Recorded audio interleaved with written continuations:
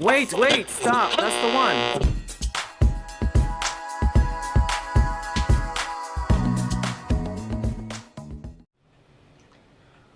Welcome to ZEN TENN Speaks, a show where I make new friends and reconnect with old ones. A show where everyone's stories may inspire you to tell your own story. In this podcast, we encourage everyone to get rid of shame, guilt, fear, doubt, and judgments for themselves and for others, and replace those with love, empathy, compassion, understanding, kindness, and to do your best in everything that you do. In essence, to get rid of things that no longer serve your well being, to be true to yourself and be honest with others. Today we have a guest. Our guest today is Grady Enkey. Grady is a former member of the Church of Jesus Christ of Latter-day Saints, also known as LDS or Mormons. You might know that. So today Grady have a story of his life in the life as his church, and he's no longer LDS, correct? Correct. My names are on the records, but I haven't been in so long. Okay, great. So welcome, Grady, to the show. I'm glad to have you here to tell your LDS story. Good to be here. Yeah, thank you. Definitely. You're welcome. So tell us about who you are and what brings you joy. So my name is Grady Enkey. I'm, who I am. I'm a member. So, I'm from North Carolina originally. I am gay. I'm homosexual. The things that bring me joy, is music, working with livestock, horses and cattle, donkeys as well. Those are my favorite animals. I enjoy those things so much. And auto mechanics, I'm currently finishing up at my last trade school to become an auto technician and a diesel technician. Who am I? There's so many things that define who I am. A mechanic, a rancher, a musician, but I'm strong. I am strong-willed. I'm strong-minded. I think that's the best way I can summarize it, of who I am. Nice. I am my own self. Yeah, that's great. And when you're mentioning that you deal with animals is great because that's like animals is part of nature because it's like outside of us. So therefore, like interacting with another being that's not human or interacting with nature, and where you are, I guess it's what would we call rural? Yeah, definitely rural. Right now, I'm in the middle of Houston, Texas, and it is nothing but city here. But for the last, 2013, so the last, I think, about 8 years, I have been in the countryside of Oklahoma. Nice. That's where we do all the cattle work, horse work, everything like that. So, Wow, that must be fun. That means you probably have seen the skies in the Milky Way. yes. Many of us are not blessed with that picturesque thing. So, Right. as you know, the premise of this podcast. So, tell us, what is your shame? What is your guilt? And what is your fear? And how have you got rid of those things? Or how are you working on getting rid of your shame, fear, and guilt? Yeah. My biggest guilt is, so I guess with my shame, I'm not ashamed because I consider myself Christian and basically someone who just believes in Christ and believes in God and has a relationship with him. So I've always considered myself Christian. I think the shame part for me is, what church I'm affiliated with, because in the Mormon church, you feel a lot of shame when you don't fit in. My guilt has always been because I'm gay. And that guilt has brought on that shame of being a member of the church and being part of the Mormon culture. Homosexuality is very frowned upon by a lot of Christian denominations, but especially the Mormon church. And so those two together have kind of just built up for years and years. I'm 30 years old, and I'm just now starting to come out to members of my family and very close friends of mine. And that's been my biggest fear for years. My biggest fear is, can I even come out to anybody about this? Can I trust anyone without being cast away, without, being shunned or anything like that? Considered the outcast of the family or the group. So, I mean, those definitely have horrored down on me my entire life. Most especially when I started to turn 12, when I turned 12 and you start to get into youth programs, that's when it really starts to hit hard for me anyway. That's when it really started to hit hard. And so, yeah, that's definitely been my fear. And then you had said the overcoming it, right? I think the biggest thing that has helped me overcome. So I stopped going and attending church back in 2014. I've gone here and there sporadically. I'm a pianist and an organist. I'm a music chorister. And if my grandmother needed help with any one of those roles being filled on a Sunday, I would have no problem going, hey, yeah, I'll go play, or yeah, you need a chorister, I'll go and conduct the music. And I absolutely love doing it too. I think the biggest thing that has helped me to overcome my fear, my shame, and be guilty of who I am is honestly stepping back and stepping away from church. I think honestly that's the biggest thing. And a lot of people are like, well, you can't step away from God. However, that may be true, but when you step away, for me anyway, in my opinion, when you step away from a church, doesn't matter which one it is, you're stepping away from the physical aspect of religion. But that doesn't mean you're stepping away from God in a spiritual aspect. You can always have a relationship with God, with Christ, and still be Christian, and I think stepping away from physically being in church, being around people who, unfortunately, a majority of whom pass judgment on people who are members of the LGBT community. They pass judgment on people who are of different races or different creeds, even people of other religions. And so being away from that negativity, that was the biggest thing. I started to surround myself with people who are members of my community, members who of the LGBT plus community, and started to make friends with them and start to see how they learned, how they overcame their struggles. I have always admired people who come out of the term come out of the closet as a young child or as a young youth or even a young adult. I admire them and I look up to them because I'm like, man, you're braver than I am. How can you be so brave? And every one of them, like, it's definitely not being brave. It's just having a little bit of courage. And there's always going to be people that are mean, but stepping away from all that, putting myself in my own community, learning from them, talking with them, and relying on them for help. That's been the biggest thing. That's helped me overcome everything. So. When you mentioning the word brave, I remember seeing a meme that sometimes last year, a lot of Black women were making memes or videos. They were saying, I'm tired being brave. I'm tired being the strong Black woman. Can I just be a woman? And right. And I can feel their pain. It's like, yeah, you're strong. Yeah, you're brave. Yes, you overcoming all this stuff.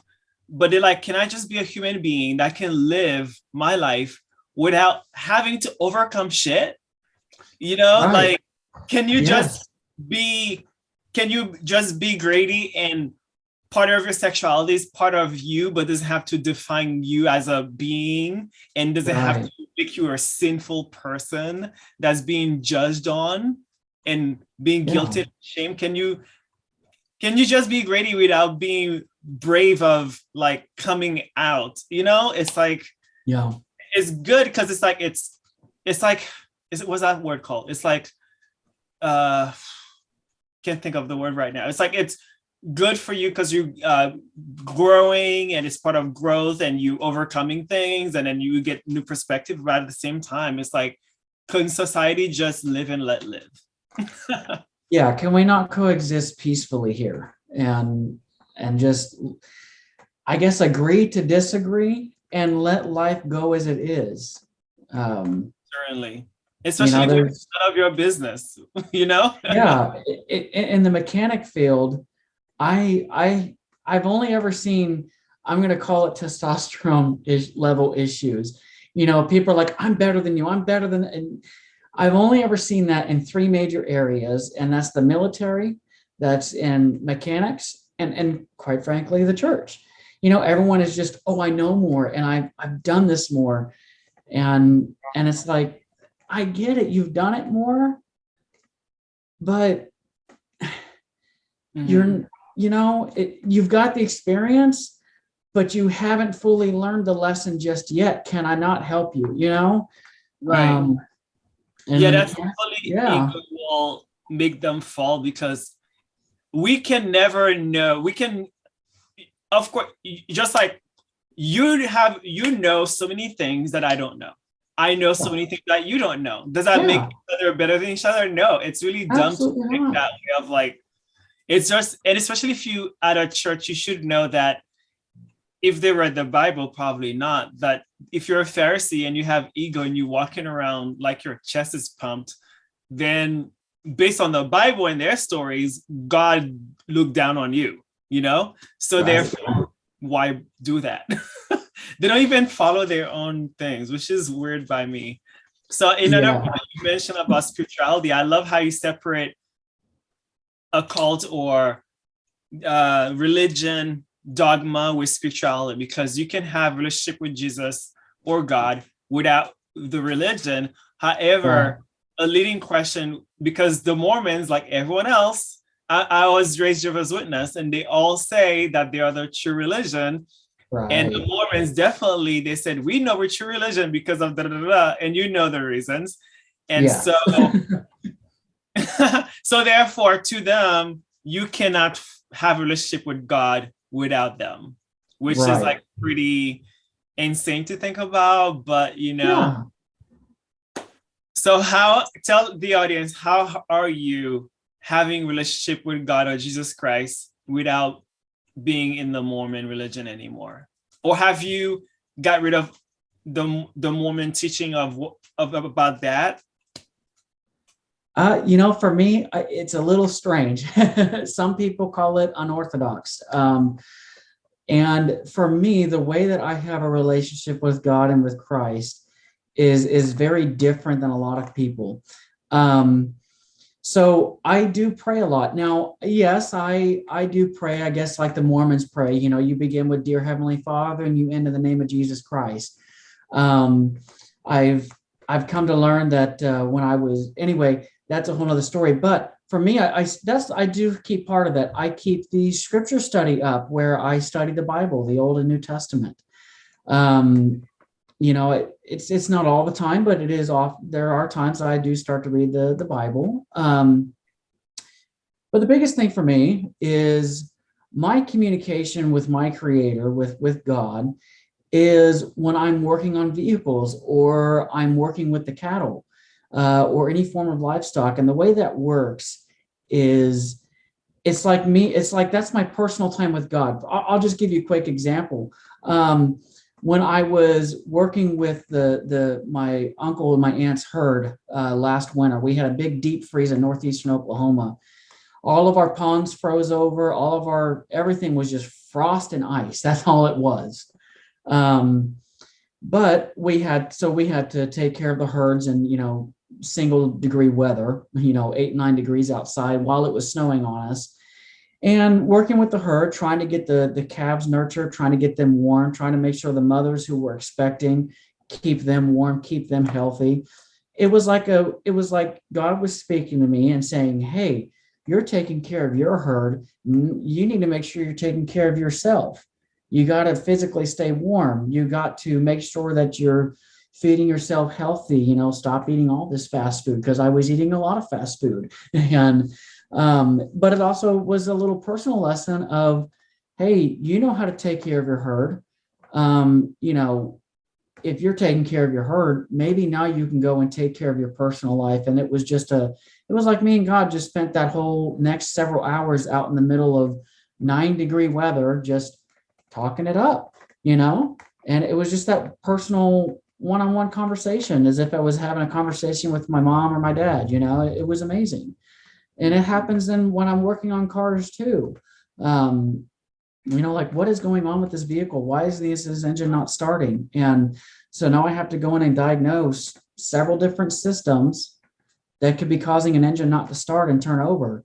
And it's like, that happened the other day, and I was doing that. And then it was like I could hear God's talking to me in a way, saying, hey, you've got, because I've got eczema on my arms, like, hey, you've got eczema. Maybe you should diagnose what's going on there. So, okay, go to a doctor. And it's just little things like that. When I play the organ or I play the piano, that's my communication with God. That's my communication with Christ. I get to have that little personal personal time with them in those areas.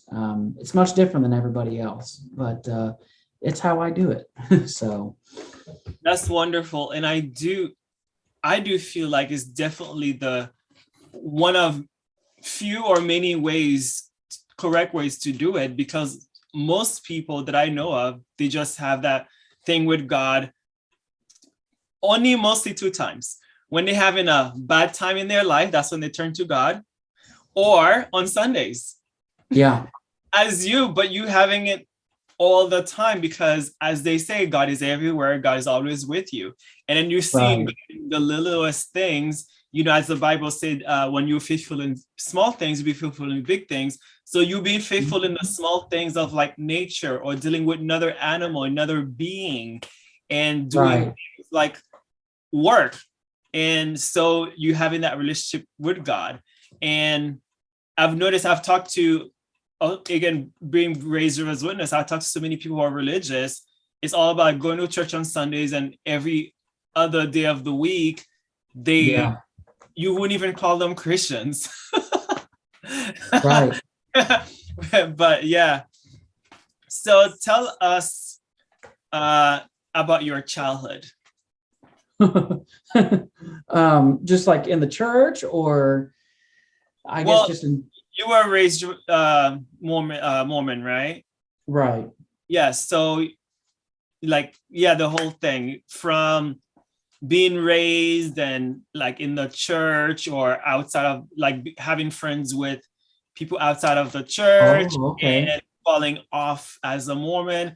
I asked that question because I was also grew up Jehovah's Witness. I was raised in there, but I was not allowed to have friends outside of the church. Right. And it's not part of the rule, but I was not allowed to have friends within, like a lot of friends within. And I've spoken to a lot of missionaries on Facebook as of last year and this year, that they tell me they are allowed to have friends outside of the church. So it's like they have a lot of similarities, but differences. So that's why I asked that question too. Yeah.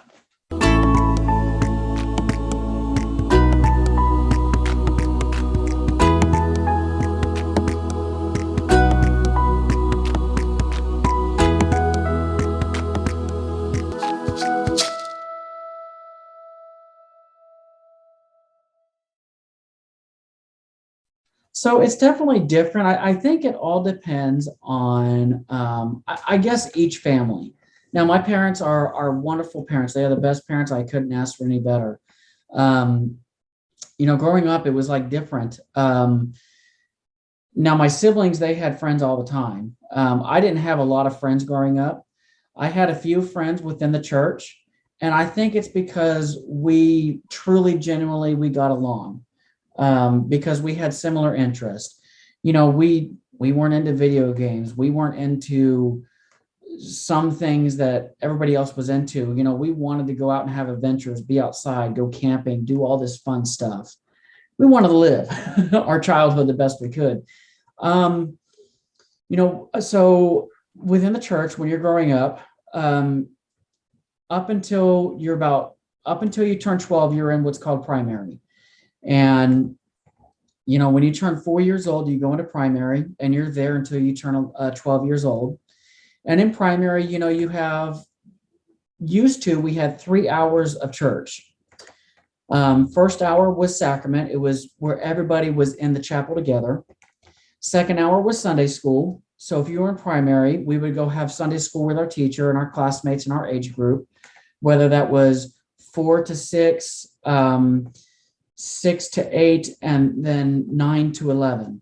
And you had your teacher. And then the third hour, if you were in primary, you went with all the other primary kids, 4 to 11, and you did singing time. You had a lesson. Sometimes we watch a church cartoon movie. So that was primary. And you're taught the basic things of the Latter-day Saint Church and the doctrine and everything. When you turn 12, the young women, the ladies, 12 to 18, they go to a class for young women. The young men, we have what's called young men's. We have our class, 12 to 18. The young women are taught how to dress modestly. The young men are too, don't get me wrong. Excuse me. They focus more highly on modesty for the young women than they do the young men. I've never understood that. Like, I get it. There are a lot more ways for women to dress improperly. I understand that. But, they're taught how to be mothers, how to be wives and everything. The young men are taught how to be fathers, how to be good husbands, how to be good sons, how to hold what is known as the priesthood within the church, that only the men can hold. They're very strict on that. Growing up in the youth program, I was not a big fan of it. Now, I did the Boy Scout program when I'm an Eagle Scout. I did what's called duty to God within the young men's program, and that's where you complete, certain tasks like a Boy Scout. You have all these merit badges that you have to complete. The duty to God is similar. You complete all these, we'll just call them merit badges, and you get each one signed off, and you get a coin, a gold coin that says, "Oh, duty to God award." That's all it is a little award showing that you're a good person, basically. I wasn't fond of it, though, even though I did all that, because the youth in the Mormon church, it varies everywhere you go, but they are some of the most critical youth I have ever seen in my entire life, because the youth expect each other. Oh, your dad's the bishop. You're not supposed to be having these kinds of friends or watch these kind of movies. The bishop is like a priest. And, oh, you're not supposed to be talking like this, or you shouldn't make a joke like that, or your hair should be a certain length. Oh, you're 16 and you've got a mustache, but your dad's the bishop, or your dad's in the bishopric, or whatever, very, depending on where you live, that most definitely happens. I didn't face that a whole lot. However, I didn't fit in with a lot of the youth because I'm not a video gamer. I'm also not somebody who I'm not a kiss ass. I don't suck up to people. And when I see something that's not right, I say it. And I saw a lot of things as a youth, like, hey, this isn't right. Like, what the heck? And, the other youth were like, oh, no, just don't worry about it. It is what it is. And I'm like, no, it's not what it is, and so on and so forth. As a youth, I tried to have friends outside of school, or outside of church, excuse me. And my friends were definitely not your Mormon approved friends. Some of them drank, teenagers drank. It happens. It is what it is. And Some of them drank, some of them smoked. I didn't drink or smoke as a youth. Now, okay, granted, yes, I actually did smoke a few cigarettes here and there, but nobody's perfect. But it's like I had to keep my friendships that I had in school. It's like I had to keep that secretive to myself. I couldn't go and talk about having friends who were female because my mom would get very upset. Like, why do you have friends who are female? Like, no, my freshman year that happened, and that kind of hit me hard. And I'm like, well, I'm allowed to have friends who are female. Like, why can't I have friends who are, well, your older brother, this and that, all he wanted to do was date and do this and do that. And I'm like, okay, I have no interest in any of that, honestly. So a lot of my friends that I had in high school, I never told anyone about, when I come home and, hey, how was your day at school? It was okay. And that was it. Because I learned early on in high school that if I went, oh yeah, me and my friends, we were hanging out during lunch or after school, and we were talking about this on the bus, and we were talking about that during second period or home class or room or whatever. And it's like, why are you talking about that kind of stuff? Why are you making jokes like that? And it wasn't anything inappropriate. It was just light humor things that were, that's not very appropriate or Christ-like. And I'm like, okay, it's a joke, things like that. Can't live. Yeah, exactly. I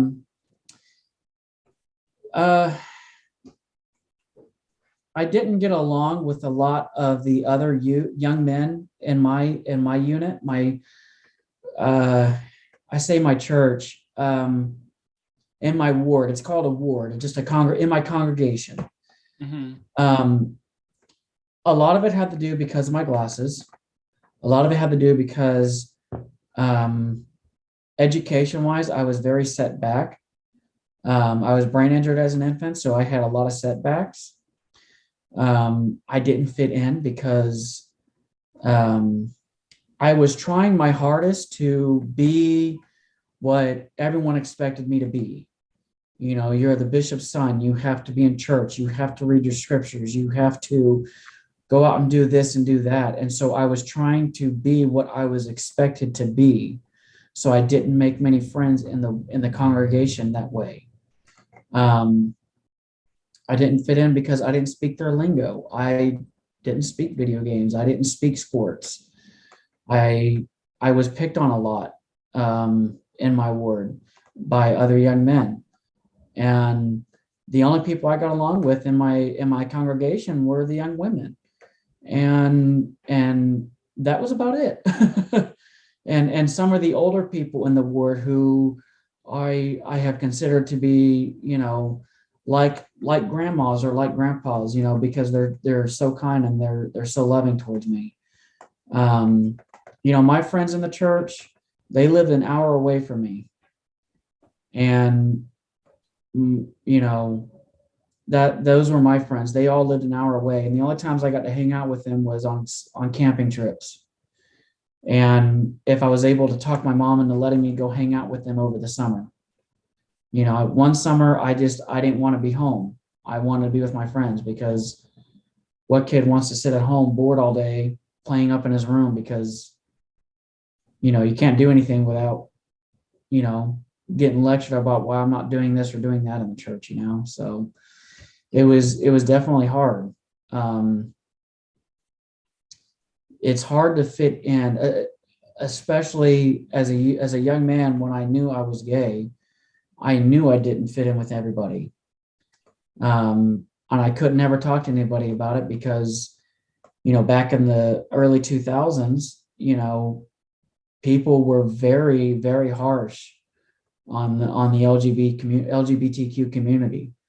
Now, granted, we didn't have it as bad as they did back in the 70s, the 80s, the 60s, but we still had it bad.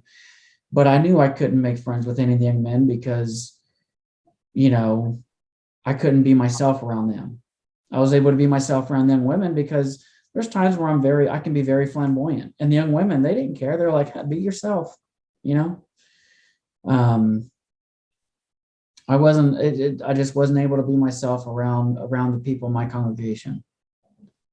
So it was a very big struggle, to say the least. not fitting in. So yeah. Do you feel lonely?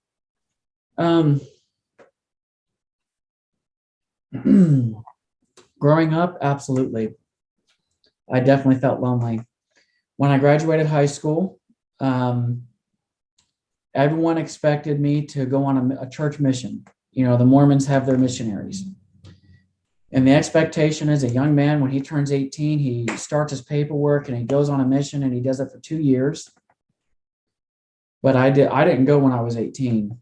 I actually didn't leave until I was almost 20 years old, I think. I think I was 20 years old. Let's see, 2011 is when I went. So yeah, 20 years old. And then I left for the missionary training center just a couple weeks after my birthday. But definitely felt lonely my entire youth, all the way through 18. I was lonely on my mission. I went on a mission because at the time I honestly thought, and I had felt like this is true. And I honestly felt like, okay, this is a good thing to do. But immediately the MTC was great. But once I got into the mission field, I was over in southern France. Once I got into the mission field, I absolutely was lonely again. And the way that I saw things being done, how missionaries did their work, I was not at all impressed. And seeing how some of the missionaries treated people they were teaching who were homosexual, seeing how they treated those people, I was so upset and I was not impressed. It stressed me out so bad that I ended up leaving France and going home. And, going home from an LDS mission is the biggest downfall that anyone will look at you for. And they will pass the biggest amount of judgment. Because if you're coming home early from a mission and it's not something medically related, they're automatically quick to judge and going, oh, they had sex with somebody, or, oh, they went drinking or did these kind of drugs, or they just don't have a testimony anymore, and rumors go flying and words get spoken that cannot be undone, unfortunately. My anxiety was so bad that it did cause problems with my back. But when I got home, it was like everything went away. I was fine. The chiropractor said, hey, we've got a treatment, but everything's fine. Like the muscles they're calming down. They're going back to normal. They sent me back on a mission. I said, look, I'll give it another try. And I had a private interview with one of the leaders. And we talked about what happened in France. But I told him, I said, look, I'll give it another try. I said, but the minute that I start to see what I saw over there, I said, I'm done and I'm coming home, because I'm not going to be out here teaching something for a church when the people that I'm supposed to be teaching with are doing this and pushing it on people and being judgmental and mistreating people and telling them that they're not welcome because they're homosexual or because they've been drinking in the past or they used to smoke. I'm not going to be doing that if that's going to be the attitude. And I stuck it out a little while. I was in San Diego for a long time doing that. And one of the missionaries that I was working with, he began to be that person. And I just decided I'm done doing this. The missionary I was working with, he was very disrespectful and rude because another missionary, a young man, he was only 20 years old, a year younger than me at the time. He confided in a few of us that he was gay. And I confided in him that I was gay. And we both got along great. We didn't have feelings for each other. We didn't have feelings for anybody else. That's who we were. But it didn't mean that we didn't believe in the church. It didn't mean that we didn't have a relationship with Christ and with God. But this elder began to speak out against him and speak some really cruel, harsh words to him.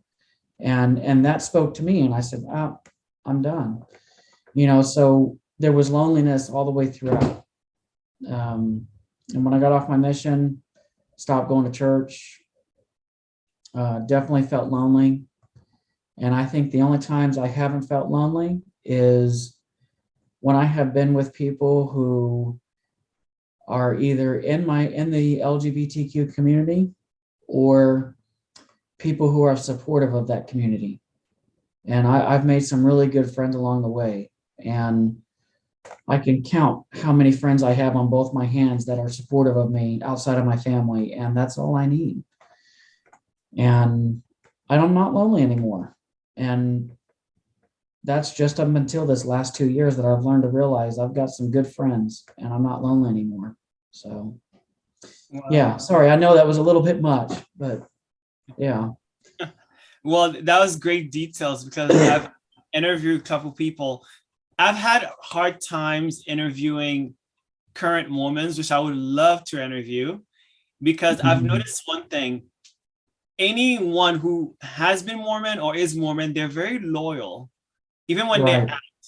I've spoken to this guy, he wrote me a whole thing like you went through and we made a date and then he totally canceled the day off because he's like, oh, I can't do this. And I get it. Like when people say they can't, I don't argue with them. I'm like, well, okay, thank you. And let me know whatever. Yeah. And I just respect it. And I've noticed a pattern how a lot of Mormons are very loyal even when they have left. And can you relate or tell me where that loyalty is coming from? Like, or have you thought about that about yourself? I think I can understand where that would be coming from. A lot of people, and excuse me, a lot of people have loyalty to the church because to them, the church has been a great help, whether that's spiritually, emotionally, temporally, or physically. It's helped people get over addictions to drugs, alcohol, pornography, whatever it is. It's helped them with their marriage. They leave the church years later for one reason or the other. It doesn't matter what it is. But they still feel that loyalty because they feel like they might be backlashing or trash talking. And I can understand where they're coming from, but I've also talked to others who are in my situation, and we've actually got a small group of us out here together that I've created here in Houston. And, we talk openly about it. And it's not that we're bashing, it's that we're trying to overcome something that has been a little bit traumatic for us and a little bit extremely hurtful to our personality, our feelings. It has put scars on us. And it's not that we're trying to backlash or trash talk. It's that we are trying to let others know, like, hey, I'm suffering with this. And, there's other people that are suffering too. And we want them to know, like, we're here to help you. You're not alone. There's others that have been through this and we've got your back 100% of the way. And I think people who back out at the last minute, I cast no judgment on them. I understand where they're coming from. But a lot of them also have the fear that when they go public about it, the backlash they'll get from their family, who may be very stronghold Mormons, very stronghold in the church. I have family who are very stronghold in the church, and I pass no judgment on them, none whatsoever. I have family members who have been in the church but no longer are, and I love them to death just as equally. But I don't fear that backlash anymore. I'm just like, you know what? If you guys listen to this, then you listen to it. That's your own choice. But everything comes from the heart. And I think sometimes some people might worry that perhaps they might get a little too emotional or a little bit too hurtful to others. And it's not that we're trying to be hurtful, it's that we're just trying to talk about our life, you know? So Right. I can understand that loyalty, but there's also comes a time when you can still be loyal, but you can openly talk about things, you know? So, yeah.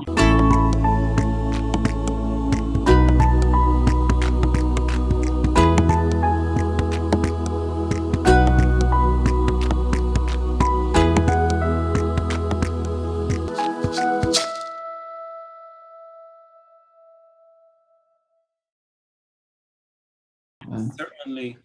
So, what is your relationship with the church now, if any? So I have a little bit of relationship with it. Not a terribly big one. Um, you know, I go because I'm a pianist and I'm an organist. And a friend of mine will message me and say, "Hey, can you play the organ or the piano this time?" And I'll say, "Absolutely." And I'll go because right now I have turned into where I am more spiritual than anything. I don't need to go sit in a building and have someone tell me how to worship Christ and how to become like him. I learned that from the Bible, and I learned that from watching other people and learning from them. My relationship with the church is very thin. While I respect everything that they're doing, I respect their teachings. I respect them individually. Um, I just prefer to have a distant relationship because I feel that a lot of the teachings that occur when it comes to how people live, I think is what causes a lot of the church to be judgmental and to be very blatantly rude to other people. You know, I think they, in all respect to the church, they teach to be Christ-like, yet they set that aside when it comes to matters of sexuality, of lifestyles and choices that people make. And they go straight to honestly casting the first stone when they live in a glass house. You know, it's my relationship is very thin. I respect them, but uh, that's about it, honestly. So So, when you used to be a missionary, so did you quit again the second time, or did you finish it finally? no, I honestly quit.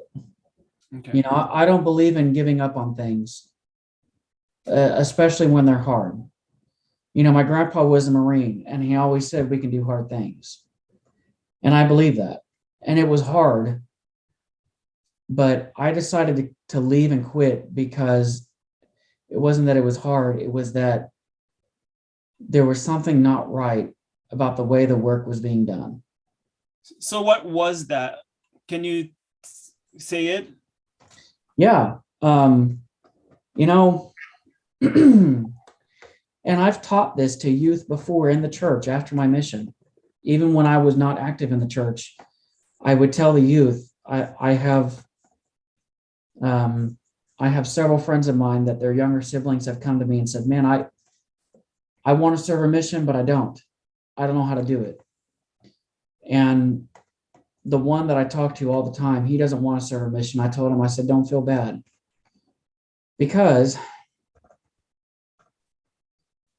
90%, if we put it into a 100 percentile range, 90% of people who go on missions, especially the young men, they do it because it's expected. They do it because mom and dad said so, or because that's the only way that their girlfriend will marry them. I began to realize quickly, especially in San Diego, that missionaries didn't have what's a testimony, something that you believe in.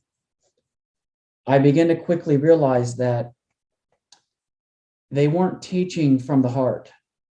You know, Christ in the New Testament, he taught from his heart, he taught from the soul. He prayed to Heavenly Father, to God, and then turned around and gave those teachings to the people. Missionaries teach from books. while we should teach from scripture and everything, I do believe that, is as if they were quoting a script. You know, we have a book called Preach My Gospel, and there's a lot of good things in there. However, it's not meant to be taught out of, you know, like a teacher in a classroom. A teacher is going to teach me how to work on an engine, how to tear it apart, how it works, how to rebuild it. And when we take it to the machine and hook it up, we can turn that on and the engine should run. And he's going to teach us everything directly from the book and from experience. And that's how we're going to learn in the automotive field. When it comes to religion, you cannot teach from a script. While it's good to understand how to teach somebody the what Mormons call the plan of salvation, where we were before here, where we're going to go after life. While it's good to remember how to teach it, it's even better to actually believe it and teach it from the heart and help people understand it. I noticed that all they were doing was reading a little pamphlet, memorizing what it was saying, and then just rambling off things they had memorized. And when somebody that we were teaching asked a question that had nothing to do with what they had memorized, they couldn't answer it. And they would just say, well, I don't know the answer to that. That's not really necessary for us to know. And me being, I'm kind of a blunt person. One situation we were talking about, and the lady asked us, what do Mormons believe about the afterlife? Okay. And the missionary companion I was with at the time said, well, this, and this. Very few points. I knew what he was saying because he had read it that morning. He had memorized the words from that little pamphlet. But he couldn't give a heartfelt explanation. Even if it could, even if he could have said, hey, you know what? I was reading in the Bible earlier, and this is what Peter or this is what Isaiah said, and this is my understanding of it. Does that help it? And he didn't even want to do that. And me being who I am, I said, Elder, I can answer that. And he goes, no, you can't, because we don't know the answer to that. I said, no offense, you don't know the answer because you haven't studied it. I know the answer because I've studied it. And I looked at this young lady and I said, this is what the Mormon culture believes. She says, well, I'm Catholic. This is what we believe.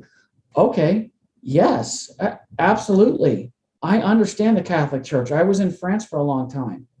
I have an understanding, and yeah, there are a lot of similarities. And me and her had a conversation, and I kind of helped her have an understanding of the Mormon beliefs. But when we got home, that missionary was so mad. He was like, you went away from the script. You're never supposed to leave the script. We're supposed to convince them that they can believe this and they get baptized. And that's not who I am. I tell people all the time, it's like the missionaries are trying to be salesmen, and they're trying to sell a product. And they can't do that. They just can't do it. So I was writing to ask you, okay, so a few points before I get on the baptism. Yeah. You're so spot on. I did not raise Mormon. Yeah. But by the way, I don't know if you know, when I started that Mormon group that you in, I started it because last year, because of the pandemic, a lot of Mormons were basically going online and they wanted to talk to people, whatever. So right. A lot of them were friending me and asking about Jesus Christ, whatever. And at first I was like very offended because of one question. As you mentioned, they're so scripted and they're so rigid on the script.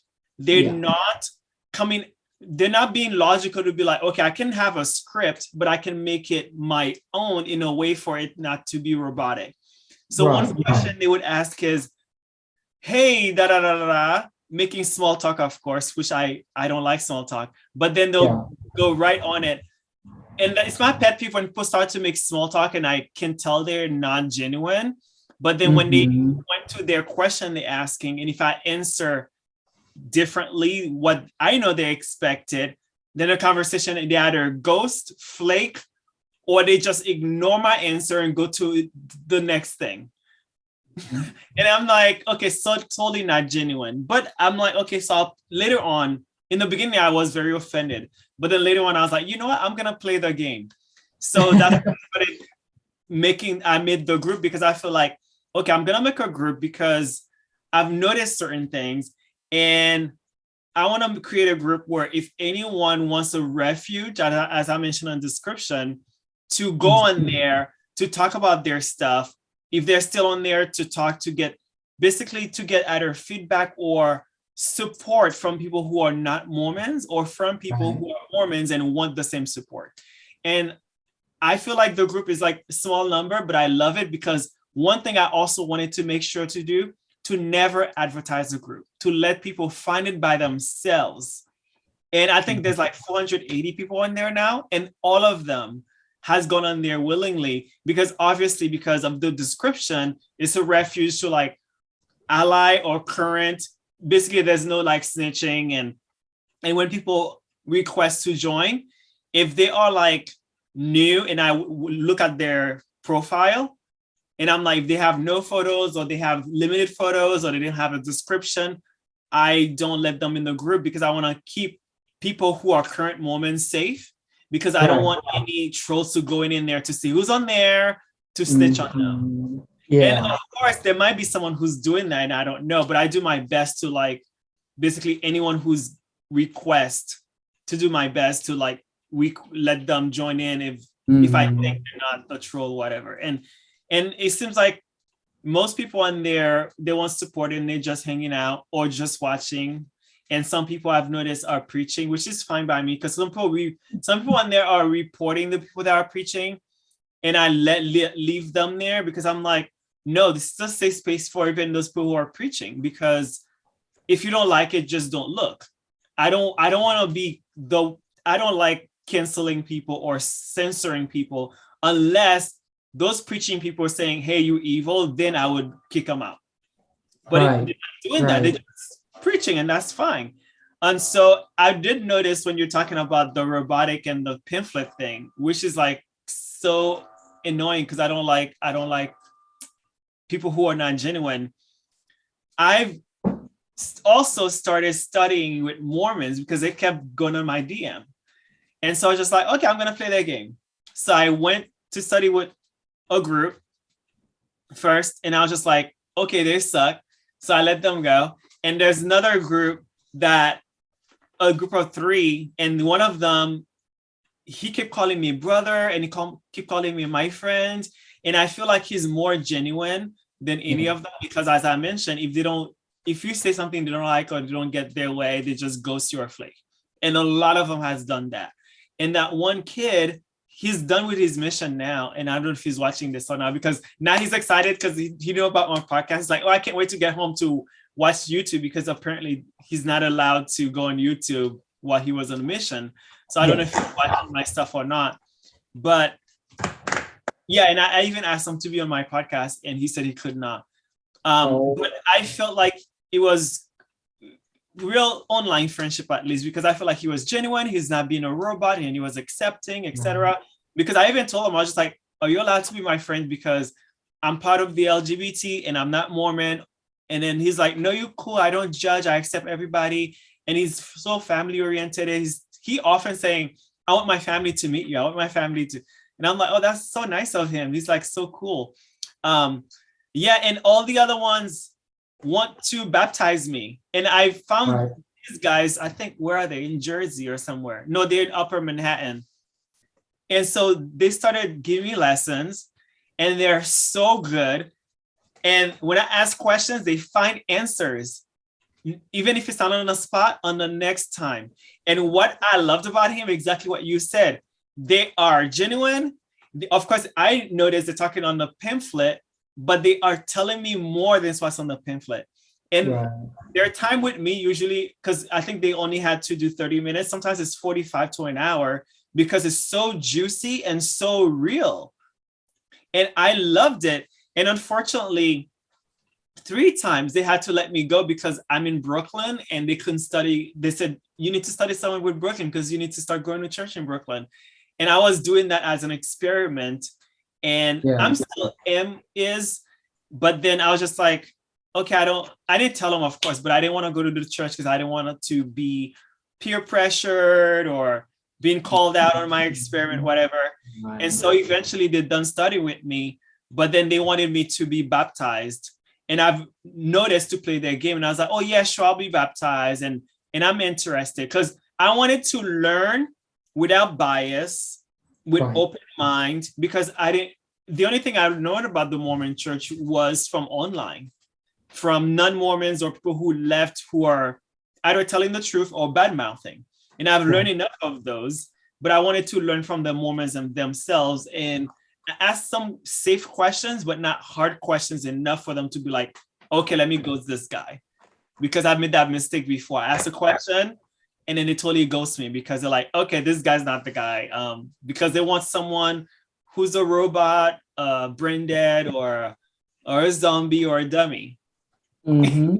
And so later when I played that, so I could learn more, and then they headed me off to two or three guys, because sometimes they come in pairs of 3 or in 2 of 2. Mm-hmm. And then they came over to my house like 3 times, I think, and they did studies with me. And then I told them I'm done with the studies, whatever. And then they're like, okay, start coming to church. Can we do like a 2-week or 3-week baptism? And I'm like, why are you so set on baptism? Like, what is that? And then they went to the chastity, like laws of whatever things. And you know why I didn't actually quit maybe a month ago? I don't remember. Not in December, definitely in November. I stopped going because I wanted to learn more. And I would not mind, if they're watching this, sorry. I would not mind. Yeah, I would not mind getting the baptism just to learn more. Because I have the time. I could play the game. But I know once you once you get baptized, they record you, they take all your information and all this stuff. Because I've watched baptism too. I went to the church and I watched it. And then you need to give 10% of your earnings. And I told them it's pandemic, I'm not working, and some jobs here and there I do, because I'm entrepreneur and I do gigs. I wanted to pay my rent and my credit card, and I'm gonna send it to some effing church. Right. Because first of all, I'm doing it as experiment. So I want it to be as free as possible.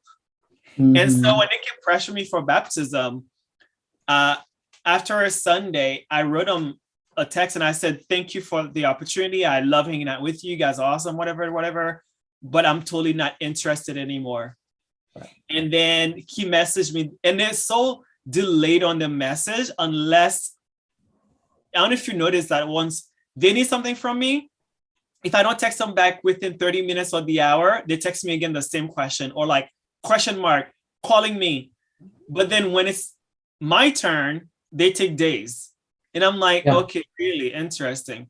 So when I said I'm not interested, he was like right on it. He's like, okay, I'm curious then why? And then they sent me a list, like pre-baptism list thing. Ooh. You know, those with the questions and whatever, do you believe? And then he asked me that when they came to my house. And then I told them I couldn't answer a lot of the question because they're like, do you believe in Joseph Smith? And I said, I've only been studying for 6 weeks, or maybe let's just say 2 months. And you guys have not talked about, I don't know anything about the church. So how can I truthfully say I believe in those things? How can I truthfully say I believe in the president when I didn't even know who a president was until you told me right then and there? And as you mentioned with the script, they were like deer in the headlight. And I was just like, you guys are not genuine. Like, you're not doing it from your heart. Like, but I didn't tell them that because you know what I understand? I was not an adult. My brain was not adult developed until I was 25 years old, or maybe 26. Same here. Yeah. And that I've noticed that as a human being, but it's also scientific. This is why, if you know or not, when you go to school, once you have passed the age of 25, your parents cannot claim you legally anymore. Right. And it's also scientific that your brain is not fully developed as an adult until you're 25. And of course, women and men is different. And I read a thing and I totally feel it because I've gone to my 40s, that a man is not, when they call it middle age, you're not fully a man where you like taking your life seriously. Of course, it's not for everybody, but for that study, like majority of the population, you're not fully a man where you're gonna you get your shit together and get your eggs in a row until you're 40. Because when you're that middle age, that's when you're like, okay, do I have savings? Where's my family at? Why do I still have roommates? Why don't I have my own house or car or a career and this and that? Because you start thinking about death, which makes sense at 40. And so anyway, so I wrote them. I was like, I won't do it anymore or whatever. But I had a good run. I went to the church. I experienced it and all this stuff.